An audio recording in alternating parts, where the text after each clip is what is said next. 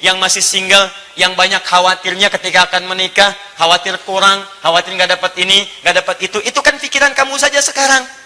Nikah aja belum, sudah mikirkan seperti itu. Ya, kamu jangan banyak mikirkan seperti itu. Ini kalau kita baca dengan terjemah balaghah. Kamu jangan banyak khawatir, karena hukum single beda dengan hukum rumah tangga. Badminton double aja beda dengan single. La yasqa qaumin qaum, jangan saling cela. Waalaikumsalam warahmatullahi wabarakatuh. Ustaz, saya mau bertanya, lebih utama mana antara membantu orang tua dan menikah? Umur saya 27 tahun. Saya bekerja sebagai karyawan. Saya sedang punya keinginan untuk menikah. Dan saya sudah mulai komunikasi dengan calon dan keluarga calon akhwat pasangan saya. Tapi di sisi lain, gaji saya yang pas-pasan. Setiap bulan saya habiskan untuk dikirim ke orang tua dan kebutuhan sehari-hari saya. Saya takut jika sudah menikah tidak bisa lagi membantu kiriman uang kepada orang tua saya. Pertanyaan mohon diinfokan Ustaz. Baik. Bagaimana solusinya dan mohon informasi seputar buku-buku referensi. Tanya. Quran surah ke-24 ayat 32. Quran surah ke-24 An-Nur ayat 32. Wa ankihul ayama minkum was-salihin min ibadikum wa imaikum. Sekarang perhatikan, ini janji Allah. Ingat, ini janji Allah. Iyakunu fuqara'a yughnihimullahu min fadli wallahu wasi'un alim. Perhatikan baik-baik kalimatnya. Kalau Allah sudah memberikan statement, maka tidak ada keraguan di dalamnya. Dzalikal kitabu la raiba fi. Jika Allah berjanji, maka kaidah kedua mengatakan tidak akan diingkari janjinya. Innallaha la yukhliful mi'ad. Perhatikan dua kaidah ini ya. Awas, hati-hati. Ada dua kaidah dalam Al-Quran ketika kita akan berinteraksi dengan firman Allah Subhanahu wa Ta'ala. Satu, Anda mesti yakin, gak boleh ragu. Karena kalimat Quran dibuka dengan keyakinan tanpa ragu. Dzalikal kitab la raiba fi. Jadi kalau Anda ragu dengan statement dalam Al-Quran, firman Allah Subhanahu wa Ta'ala, maka Anda tidak akan mendapatkan faidah dari ayat-ayat itu. Tidak akan berguna bagi Anda. Awas, hati-hati. Cuman capek saja Anda baca tapi nggak yakin. Sayang. Kalau bahasa Quran di Quran surah ke-17 ayat 82, wala yazidu zalimina illa khasara. Al-Quran tidak akan memberikan dampak manfaat banyak bagi orang zalim. Zalim itu menempatkan sesuatu bukan pada tempatnya.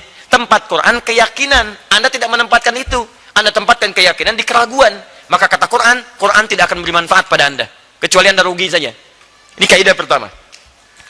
Yang kedua kaidahnya, jika ada janji dalam Al-Quran, maka kembalikan hukum janji itu kepada Allah yang kaidahnya ada di Quran surah ketiga ayat 9. Innallaha la yukhliful mi'ad. Allah tidak akan pernah menyalahi janji. Ingat baik-baik. Yakin dengan ayat. Jika ada janji, yakini janji, maka Allah tidak akan pernah mengingkari janji. Modal ini Anda ambil, maka Allah akan berikan segala hal yang tercantum dalam ayatnya, mengiringi Anda dalam kehidupan harian dan capaian rencana-rencana Anda. Sekarang Anda punya rencana Anda untuk pernikahan. Anda katakan, saya khawatir ketika menikah tidak punya cukup biaya untuk menghidupi rumah tangga. Sementara ada orang tua yang sekarang tengah saya biayai. Saya terjebak di dilema di antara dua cinta. Cinta kepada ibu, cinta kepada calon untuk dinikahi. Mana yang harus diutamakan? Perhatikan janji dan solusi Allah di sini. Lihat kalimatnya baik-baik. Wa ankihul ayama minkum was-salihina min ibadikum wa imaikum. Hey, saya ulangi. Orang-orang yang tengah sendirian, single.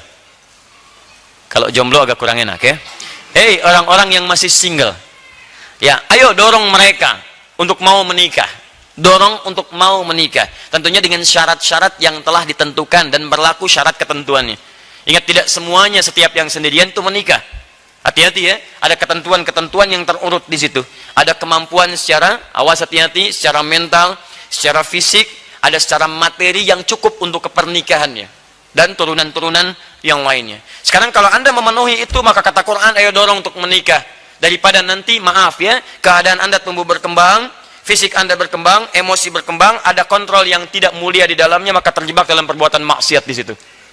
Maka dorong untuk menikah. Bahkan status tidak menghentikan sunnah pernikahan terjadi. Mau Anda merasa orang bebas ataupun maaf dalam perawatan orang lain. Ya, maka dulu ada kondisi perbudakan. Datang Islam dihapuskan perbudakan. Cara menghapuskannya ada dengan pernikahan, ada dengan pemberian, ada dengan kemudian pembebasan diberikan infak, sedekah atau pembebasan tertentu. Maka Islam datang menghentikan perbudakan. Perbudakan dulu ada dalam nuansa barat, ada di dunia barat. Datang Islam dihentikan, hilang perbudakan. Dimohon maaf, tolong jangan ajari orang Islam tentang masalah mengatasi perbudakan. Karena teori hilangnya perbudakan itu datang dengan risalah keislaman. Mohon maaf ya, itu jelas pembuktian dalam sejarahnya. Bahkan kata Quran, mau budak, mau orang yang dirawat, mau macam-macam, mau statusnya merasa kurang, ingat tidak menghentikan sunnah pernikahan terjadi pada Anda. Capai rencana ini, siapkan persiapannya, sampai kemudian pada masa itu lakukan pernikahan. Perhatikan, ini yang paling menarik dan ini intinya. Iyakunu fuqara, pakai in. Jika mereka merasa fuqara, fakir, kurang, merasa khawatir ketika menikah hartanya tidak cukup, Masya Allah, yughnihimullahu min fadli, maka Allah akan menjadikan mereka mampu bahkan kaya dalam rumah tangganya. Yughni dari kata ghaniyun, Allah jadikan kaya, bukan cuma cukup, kaya. Perhatikan janji Allah. Kita baca dengan keyakinan. Yang kedua ada janji di situ. Jika mereka merasa fakir, bukan miskin lagi, fakir, ya kurang, tidak cukup, maka yakinkan kata Quran, yughnihimullahu min fadli, Allah akan buat mereka kaya, bukan dari sisi mereka, min fadli, dari keutamaan yang telah Allah siapkan. Saya turunkan 3 kalimat dalam ayat ini, dan disitulah kemudian inti dari apa yang bisa kita persiapkan. Ya, para single, tolong fokus di sini. In, 1, tayyib, yakungono, ini fuqara, 1, yughnihimullah. Perhatikan kalimatnya. Kalimat ghani disandingkan dengan pemiliknya, Allah. Kemudian yang ketiga, min fadli. Bahkan nanti ditambah dengan akhir ayatnya, wallahu wasi'un alim, ya. Kita fokus pada 3 hal ini saja. Perhatikan baik-baik. Di sini perasaan kurang disebut dengan fakir. Fakir itu tingkat paling rendah, bahkan di bawah miskin. Makanya ketika diberikan zakat, itu fakir dulu baru miskin. Quran surah 9 ayat ke-60. Innamas shadaqatu lil fuqara wal masakin. Miskin punya pekerjaan, tapi hasil dari pekerjaan tidak mencukupi kemudian, ya, tidak mencukupi dari kebutuhan-kebutuhan yang dirasakan perlu untuk diselesaikan. Fakir, pekerjaan nggak ada, nggak jelas, dan tidak ada pendapatan yang jelas untuk memberikan penghasilan untuk membantu pada kebutuhan-kebutuhan. Di fakir. Jamaknya fuqara. Perhatikan, Quran mengambil yang paling dalam, yang paling rendah. Bahkan jika kalian pun merasa fakir, bukan miskin, fakir, jadi berada dalam tingkat yang sulit, kayaknya nggak bisa saya nih. Sulit, bagaimana caranya? Tapi menariknya, kalimat itu diungkapkan menggunakan in. Nih, ini yang paling menarik. Awas, lihat baik-baik ya. Ini ada inna, ada anna, ada in. Dijadikan takhfif. Jika in bersanding dengan kana dan terusannya, in bersanding dengan kana, yakunu, dan seterusnya, maka Anda mesti perhatikan. Lihat baik-baik. Kalau setelah kana, yakunu ini kata kerja, verb, maka fungsi in di sini untuk memberikan taukid, penguat hukum. Contoh, Quran surah 3 ayat 31, paling kiri sebelah atas. Qul in kuntum tuhibbunallah. Tuhibbun itu kata kerja, fi'il mudhari, kata kerja, verb. Kemudian kuntum itu turunan daripada yakunu. Kana yakunu, kana kuntum, turunannya yakunu, hampir sama dengan ini.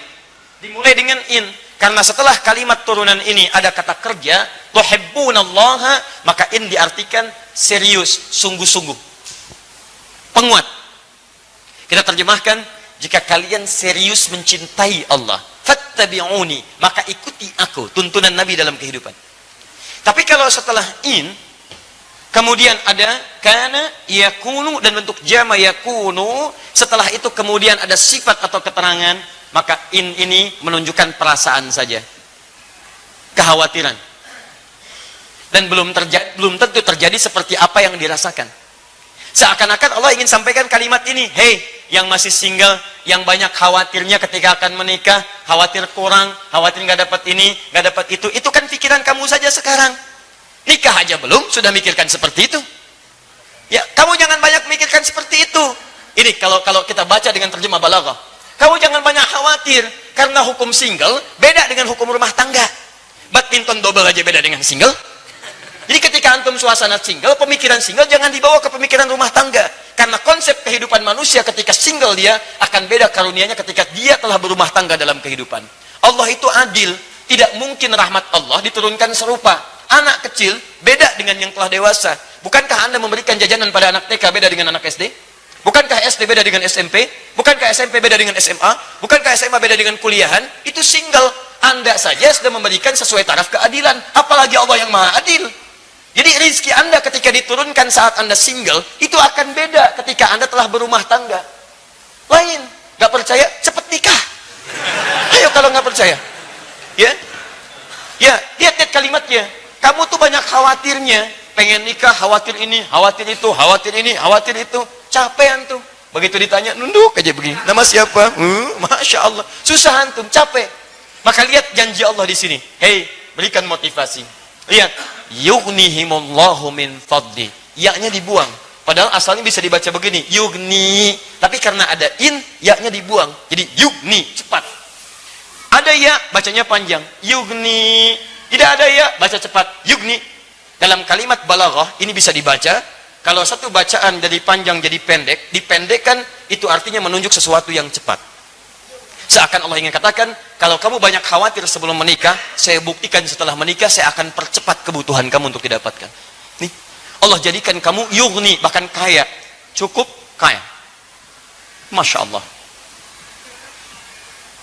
Lihat kaidahnya. Quran, yakin. Kedua, janji, tidak mungkin janji itu akan disalahi. Allah pasti menepati janjinya. Dua hal. Anda single, Anda banyak khawatir, buang kekhawatiran kata Quran. Anda menikah, maka Allah janjikan Anda akan mendapatkan apa yang Allah janjikan seperti ini. Dari mana? Ini yang harus Anda baca. Fokus baik-baik, lihat baik-baik. Ustadz, apakah hukum ini berlaku pada setiap yang single kemudian dia menikah langsung bisa kaya atau cukup? Tidak. Kecuali, lihat bagian ketiganya ini diikuti. Min fadli. Anda tidak ikuti ini, maka Anda tidak akan mendapatkan yang dijanjikan ini. Karena hukum Allah menjadikan Anda cukup dan kaya jika Anda mengikuti hukum yang ketiga ini. Min fadli. Maka dari itu sebelum menikah, Anda turunkan hukum min fadli ini. Apa yang dimaksud dengan min fadli? Bagaimana caranya mendapatkan keutamaan ini? Seperti apa ini diikuti? Bagaimana cara menitinya? Demi Allah saya katakan, saya sudah mencoba untuk mengamalkan apa yang disampaikan Quran ini. Dan hasilnya tidak akan pernah ada janji Allah yang disalahi. Semua terjadi teman-teman sekalian. Janji kekayaan hati, janji kenikmatan dalam kenyamanan, janji suka dalam duka, janji segala yang tercukupi. Demi Allah saya katakan, ini kuncinya ada di sini.